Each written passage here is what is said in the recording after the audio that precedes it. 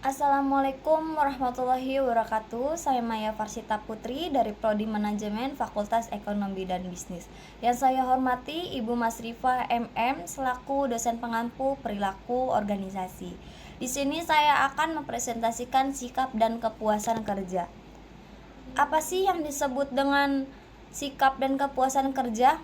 Keadaan mental dan saraf dari kesiapan yang diatur melalui pengalaman yang memberikan pengaruh dinamik atau terarah terhadap respon individu pada semua objek dan situasi yang berkaitan dengannya.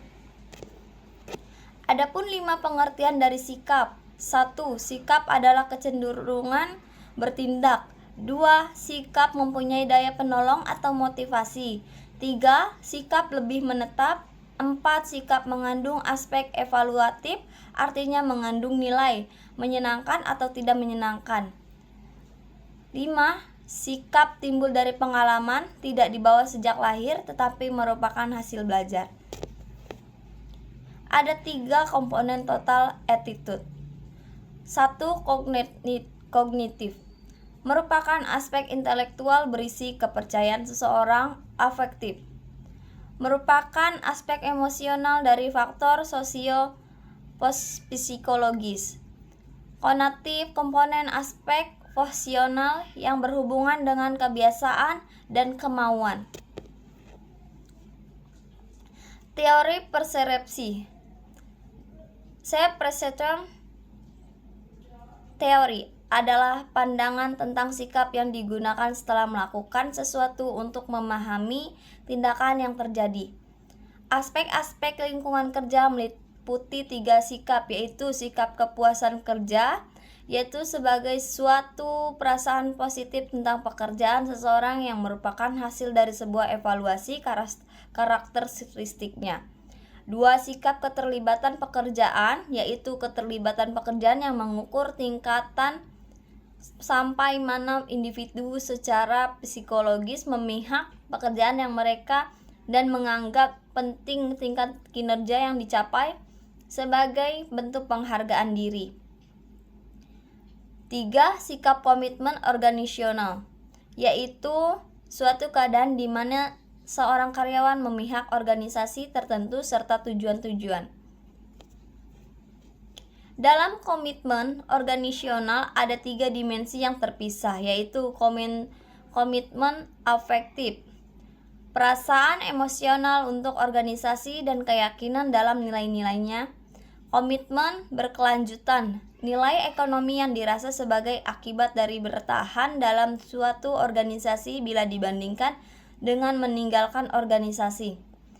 Komitmen normatif, kewajiban untuk bertahan dalam organisasi untuk alasan-alasan moral atau etis.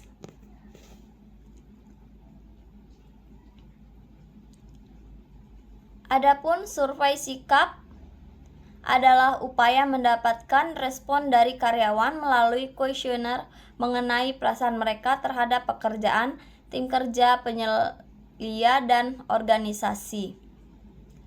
Division Springfield Manufacturing berpikir bahwa segalanya sangat bagus karena karyawan terlibat secara aktif di dalam keputusan divisi dan profitabilitas adalah tertinggi dalam sebuah perusahaan. Manajemen beranggapan bahwa moral yang ada juga tinggi. Kepuasan kerja. Kepuasan kerja merupakan sebagai suatu perasaan positif tentang pekerjaan seseorang yang merupakan hasil dari sebuah evaluasi. 2. Penilaian tunggal secara umum dengan cara meminta individu untuk merespon satu pertanyaan.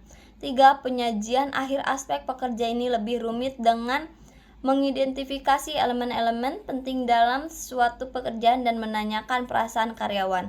4. Penelitian menunjukkan bahwa individu yang mempunyai kepribadian negatif, mereka yang cenderung galak, kritis, dan negatif, biasanya kurang puas dengan pekerjaan mereka.